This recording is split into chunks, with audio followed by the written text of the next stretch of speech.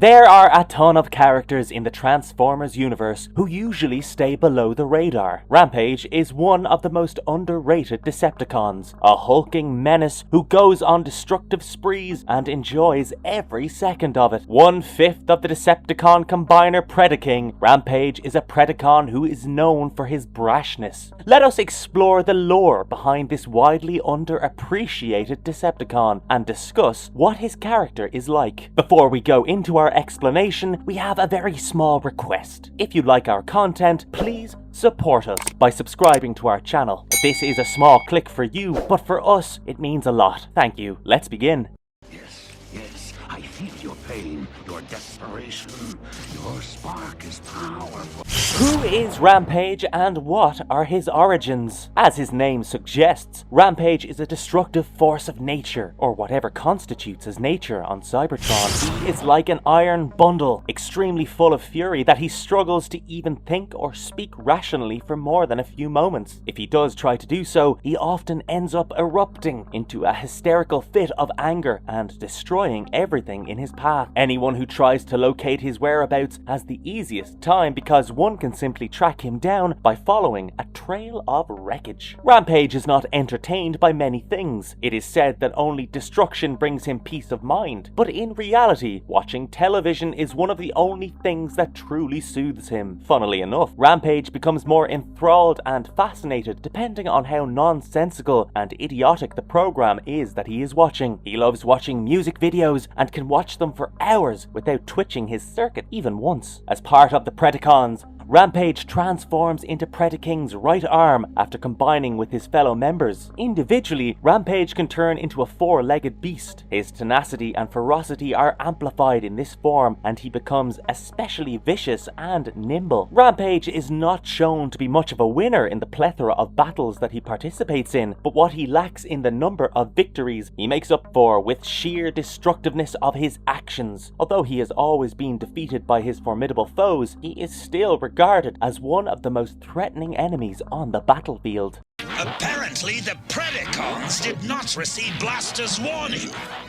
Rampage featured briefly in the Transformers animated series. Rampage, along with the other Predacons, made his animated series debut in the 5-part sequence of episodes 5 Faces of Darkness. In the storyline, a joint assault on Earth and Cybertron by the combined might of the Decepticons and Quintessons leaves the Autobots on the back foot. The Autobots then give it their all and make their final stand against their mortal enemies and the race that created them. The character of Rampage surfaces due to the Decepticons realizing they need more capable hands on deck. After enlisting the services of Predacons, the Decepticons were awaiting their arrival. The Predacons arrived perfectly on time to intercept the small team of Autobots carrying Metroplex's transformation cog on Jupiter's moon of Io. Rampage engaged in a battle against the Earth Defense Command officer Marissa Fairborn. He transformed into his robotic tiger form, turning into a quadrupedal beast. However, Rampage's debut fight does not go according to his plans, as Marissa can avoid him by successfully dodging his advances. Rampage subsequently loses his balance and crashes into his fellow Predacon, Tantrum. Seeing a potential loss in the future of their battle, the Predacons decide to merge together and form Predaking. Initially, Predaking was a significant problem for the Autobots as no one was able to counter him. Eventually, Skylynx was the one who took Predaking down and saved his fellow team members. Rampage later made an appearance in the episode titled Chaos. In the story, Kup is forced to face a nightmare from his past after he investigates a discovery made on the planetoid Goo. We see first Rampage on the planet Dread, where Galvatron has ordered the Predacons to guard and secure his newly constructed Death Crystal mining operation from the intrusions of Skylynx and the other Autobots. The Predacons soon engage Blur and Kup, who were sent on a mission to scout the area. The Autobots then found themselves on the receiving end of a coordinated attack from the Predacons. Razorclaw teamed up with Rampage to take on Kup, while the others focused on Blur to eliminate one of the threats as soon as possible. The Predacons were ultimately unsuccessful due to the interference of Skylynx and his team of Autobots, who promptly saved the two Recons from the Predacons' wrath. Rampage was finally featured in the episode Nightmare Planet, in which the Quintessons are shown to be running experiments on Daniel, making him live hellish nightmares on a recurring basis. While on Cybertron, the Predacons are given the orders to assassinate Rodimus Prime. Prime. While en route to their attempt, the Predacons were drafted into an imaginary world that was supposedly turning into reality due to the shenanigans of the Quintessons, who were messing with Daniel's mind. Some of the dream creatures constantly attacked the Cybertronians, and it was after those creatures carried off Springer and Razorclaw that Rodimus proposed a plan for the Decepticons and Autobots to work together. He persuaded them to do so by ensuring their survival and prioritizing finding each other's allies. Even though it would have been wise to do as Rodimus proposed, Tantrum and Headstrong were so disgusted and repulsed by the idea that they chose to refuse Rodimus's aid. Although he was hesitant, Rampage quickly followed as he walked in his teammates' footsteps. When the Predacons were in death throes while facing a giant plant, Rampage gained some hindsight and convinced his teammates that working together with the Autobots is not the worst plan if their end goal is the same. Following that event, the Predacons worked together with Rodimus and Ultra Magnus to ensure their survival.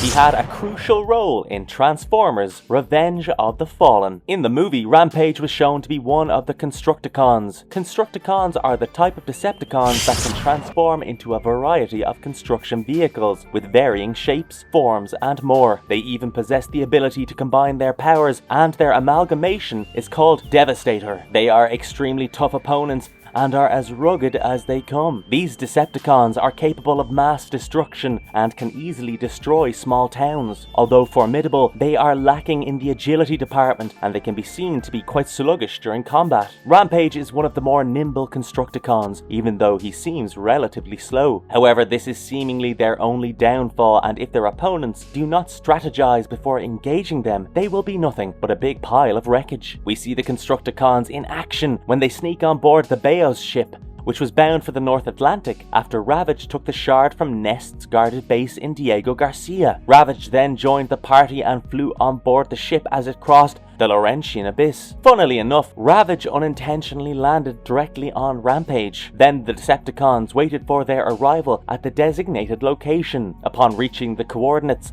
they leapt overboard and deep dived to where Megatron's mangled carcass was supposed to be lying. Upon careful inspection, Scalpel ordered for the tiniest Constructicon to be killed so the parts could be used to resurrect Megatron, to which they complied. After completing the procedure, Megatron was successfully revived. Rampage's next plan of action was to wait in the Egyptian village during Operation Firestorm. He was tasked with releasing Sam Witwicky's captured parents, Ron and Judy, in order to lure and trick him into falling for their trap. Initially, Sam was prepared to exchange the remnants of the Matrix for his parents' safety and planned to comply, but upon seeing that Bumblebee had arrived to help him out of this trap, he was able to set up Rampage for an assault. Sam then shouted for Bumblebee to give him his cue to attack. Getting the jump on Rampage, Bumblebee engaged in a one-on-one fight against the menacing Decepticon. Rampage used his whip-like weapons to try and catch Bumblebee during one of his attacks, but the Autobot was prepared for it all and used countermeasures to gain the upper hand. Bumblebee then perfectly dodged his attack and used Rampage's momentum against him to kick his lower body and make him lose balance. In the struggle that followed, Bumblebee would roll back and choose the perfect opportunity to strike Rampage's head with a brutal kick. Ravage would then try to sneak up on Bumblebee, who pushes him away to resume his fight with Rampage. Then he used a combination of moves on Rampage and subsequently pulled his arms out of the socket and extended his neck out from the spine, which resulted in Rampage's death. During the production phase of Revenge of the Fallen, Rampage went by the preliminary name of Skipjack. However, the creative team came to the conclusion that since Skipjack was a relatively unheard name, they would instead change the character to Rampage. To do so, they changed his color scheme from the initial yellow to a combination of red and orange, along with a number of aesthetic changes. Exploring his memorable Marvel Comics story arc. The Marvel Transformers comics first showcased Rampage when Soundwave advised a paranoid Megatron to solicit the service of the Predacons in the search for Optimus Prime. Megatron was pleased with the suggestion as enlisting their aid would mean that he could finally be able to kill Optimus Prime. Unbeknownst to the commander, when Soundwave made the call for the Predacons to arrive from Cybertron, he gave special orders to the Predacons' leader, Razorclaw. Soundwave attempted to be in cahoots with Razorclaw so that they could strike Megatron down at a vulnerable moment. They located Optimus and then lured Megatron to his location. Following Soundwave's orders, Razorclaw and Rampage distract Megatron by leaping over Optimus and running off into the woods to leave Megatron confused. Tantrum and Headstrong then attacked Megatron, but their attempts were thwarted. Sometime later, Shockwave took a group of Decepticons with him to confront Megatron at Decepticon's Wyoming base. This group included Rampage too. Upon arriving at the location, instead of Megatron, Shockwave saw Galvatron attacking a bunch of Autobots. Realizing that Galvatron is a greater threat, Shockwave ordered Rampage and the others to attack him. Galvatron backed off from the confrontation as he sought to enlist those Decepticons under his command and wished not to harm them. Eventually Megatron returned, but fortunately for Rampage and the other Predacons, he had lost his memory due to Strax's attempt at possessing his body. This meant that Megatron had no recollection of Rampage and others' betrayal and subsequent assassination attempt. After returning to Cybertron, the Predacons were once again requested by Shockwave to assassinate Megatron. To do so, Razorclaw was given the orders to travel to Earth and locate him. The Predacons disguised themselves as Autobots to ambush Megatron. At the beginning of the fight, Rampage was able to deal considerable damage to Megatron with a flurry of strikes. He was able to destroy part of Megatron's helmet with his attacks. Even after the Predacons merged to form Predaking, Megatron was able to make quick work of them. After their failed attempt, the Predacons were confronted by the Dinobots. During this battle, Rampage got the upper hand against Sludge, but eventually the Predacons lost due to the efforts of Grimlock. Chaos ensued at the underwater base of the Decepticons upon Galvatron's return. Rampage was present when Shockwave ordered his troops to gun Galvatron down. Galvatron was able to effortlessly make his way through their defenses,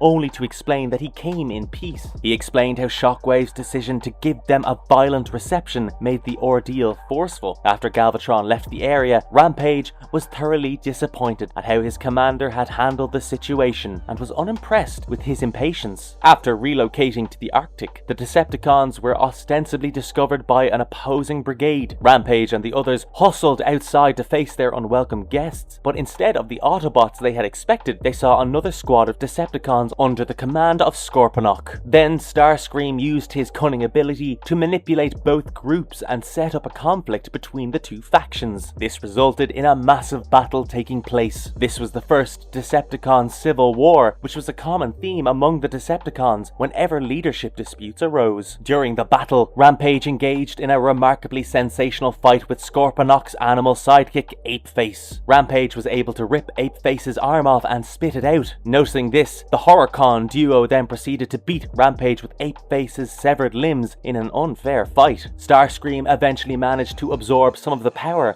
held within the famous underbase, forcing the Decepticons to team up with the Autobots in order to stop him from going on an unstoppable destructive spree throughout the planet. Rampage was deployed to Tokyo as a member of the battalion under the command of Scorponok by the Autobot Decepticon Alliance. They dispersed their forces to the places they anticipated Starscream would assault. Towards the end, Starscream was able to utilize the cosmic energies he had acquired to vaporize the Predacons completely, killing Rampage in the process. Please, listen. No, okay. What makes Rampage so dangerous? It's almost like Rampage is the most appropriate name ever to give to a Transformer. He is one of the most ruthless Decepticons out there. Being one of the most brutal and inhumane Decepticons does not come easily when most of them live to fight and are incredibly battle-hardened. Rampage can always be seen with scratches and dents all over his body, which shows the many battles he has experienced. Rampage is one of the most formidable members of the Predacons, and it is simply idiotic to engage him one-on-one. Rampage fills the role of a gunner and is an excellent shot at that. His usual weapons arsenal consists of swords, whips, rifles, and automatic weaponry. Rampage can transform into a robotic tiger, which allows him to be unexpectedly quick on his feet and equally ferocious. Rampage has the kind of personality who is always on the edge of his seat and ready to fight. He is often shown to be quite rash and impatient. His presence on the battlefield is enough to scare his adversaries away because he is always extremely effective during during any intensity of warfare. Being a member of the Predacons, Rampage possesses the ability to turn into Predaking when combined with his fellow Predacons. Predaking is one of the strongest Decepticons and can go toe-to-toe with the likes of Megatron and the Primes. During a battle of massive proportions, Predaking can dish out unfathomable amounts of damage with his insane firepower and striking potential. Conclusion. Overall, Rampage is a heavily underrated Decepticon. He brings a lot to the table, and his personality of being a brute with no brains is a tried and tested method of making the fans love a character. The comical fact that a being known as Rampage can watch television endlessly and calm his urge to destroy everything by being too fascinated is endearing and showcases another side of the character. In our opinion, the tenacious Decepticon hell-bent on destroying his opponents is a heavily underappreciated character from the Transformers, and we would love to see more from the character. And if you liked our content, don't forget to leave a like and subscribe to us if you haven't already. Have a good one and be safe. Thanks everyone.